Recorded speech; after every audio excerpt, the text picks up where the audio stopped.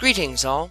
Today, we will be examining the uncommon ground-type Pokemon Drilbur, the Mole Pokémon, and its relatively rare ground-steel type evolution, Excadrill, the Subterrene Pokémon. While they might be a part of the family Talpidae, and share a penchant for digging with the members of the Diglett family, Drilbur and Excadrill are much more like common moles in their physical form compared to their relatives, and are thus much easier to understand from a biological standpoint. These creatures are typically covered in felt-like brown fur with some splashes of color to help them stand out and be visible to others of their kind in the limited light conditions of the underground, with Drilbur typically having blue body markings and Excadrill red ones. They have a pointed nose that is hypersensitive to chemical odors, which they use to not only find food underground, but also detect foreign chemicals so they know when to stay away from something that might be potentially harmful to them. Their feet are rather small compared to their hands, which possess 3 massive claws each that come together into a shovel shape when held together. This is done on purpose, as Drilbur and Excadrill will hold them together when digging initially to scoop out large chunks of earth at a time.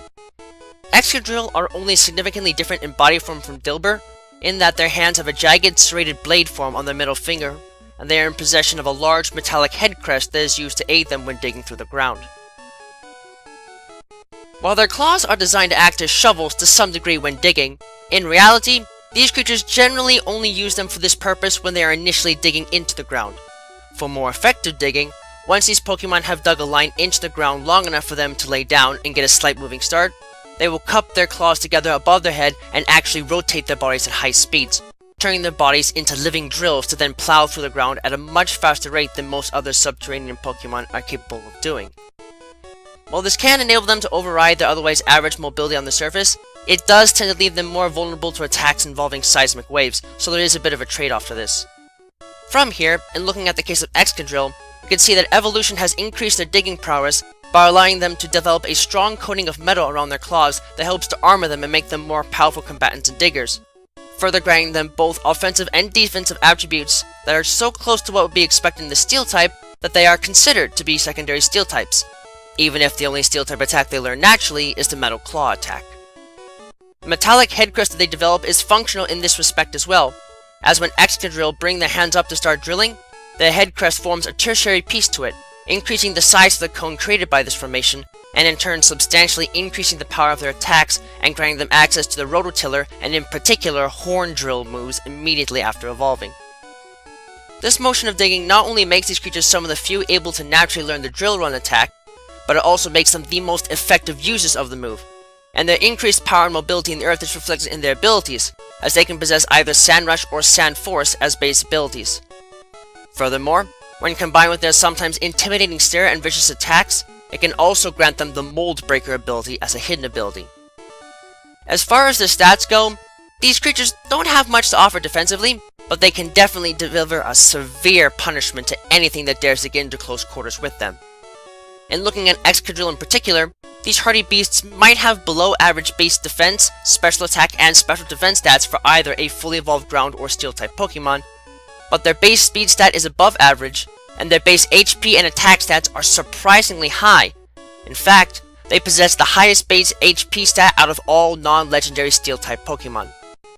They might not have great defenses to aid them in battle, but these moles can take a heaping of punishment and deliver devastating close-quarter strikes more than capable of leveling the playing field, above or below ground. While they might not be as vicious as their evolved form, Drilbur are still hardy creatures that can definitely be fun to have around if one knows how to give them a good time. While they generally only dig into the ground to make nests and hunt for food, Drilbur are also known to gladly race others that are above ground in order to demonstrate their digging prowess. They usually do not lose a race fairly against Pokemon in their age bracket either, as they can dig at a speed of up to 30 miles per hour, enough to give some automobiles a good run at lower speeds. They typically have a friendly disposition and are easy to work with once caught and trained, but they can be a bit difficult to locate, as they rarely ever show their face above ground if they don't have to. Thankfully, these creatures, as well as Excadrill, can be located fairly easily as long as one knows what to look for.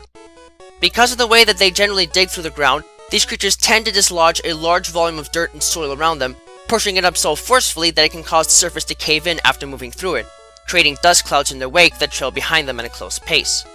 If one can manage to get a hold of one, then they should be fine, as Drilbur are rarely disobedient as long as they are treated well. Unfortunately, This does not always pan out after they evolve into Excadrill, as they tend to become more volatile if they lose a fight, and can thus be a handful to use without proper training. Excadrill are definitely more ornery than their pre-evolved form, but at the same time, their greater power also makes them incredibly useful to humans. Because of the addition of a metal coating and larger drill sides to their bodies, these creatures have the power to bore through even thick iron plates, leaving very little that is truly resistant against their strikes, even including well-armored Pokémon as a result of their ground-type attributes. This has made them incredibly useful in road construction when a tunnel needs to be cut through a large feature, like a mountain or some other substantial body of rock. The only downfall to this is that Excadrill have a tendency to become quite irate if they are having trouble getting through a particularly dense bit of rock material, but their overall performance efficiency is more than enough to compensate for their bad temper. Unfortunately, while they can be useful, on the same note, Excadrill can be extremely damaging to infrastructure as a result of the way that they build their nests. Excadrill tend to build extensive tunnel networks 300 feet below the surface of the ground in order to deter predators from easily following them, though given how far down the tunnels go, it is a wonder as to what kind of predator would be so tenacious as to risk never likely getting out of the tunnels. Regardless, these tunnels tend to crisscross one another to make the trail confusing to follow, and this can destabilize overlying sediments and bedrock, sometimes leading to the partial or complete collapse of overlying material. This can not only ruin the foundations of buildings, but, more importantly, often deals catastrophic damage to subway tunnels, costing local areas millions of dollars just to repair the tunnels, and in turn leading to great outrage among local commuters. Sadly, there is no way to easily remove an Excadrill infestation once it has taken root in an area without relying on toxic chemicals, as their bodies are strong enough to slice through traps, withstand concussive forces from explosives, and reflect small caliber bullets with ease, testifying to their incredible stamina and deceptive power. With some of the best digging skills in the world at their disposal and a surprising amount of physical power and stamina, Drilbur and Excadrill truly are hardy creatures that can take a licking and keep right on ticking. They might not be incredibly easy to locate unless you know exactly what you're looking for, but that only makes their acquisition that much more exciting, especially if one is interested in sticking with them for the long haul. If you're just looking for someone to tend to your garden though, then these moles can certainly fulfill that role as well. Just make sure you tell them where digging is off limits, especially in the case of Excadrill, or you might wake up one morning and sit down to have your morning coffee, only to have the rest of your house completely collapse below you.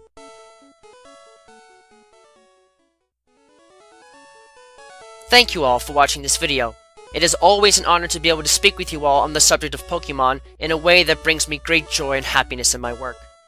If you would like to keep tabs on past and future work, click that subscribe button, check out my work on DeviantArt, and don't be shy about following me on Twitter, where you can find pertinent announcements on upcoming work before it is officially posted. Links to both can be found in the video description.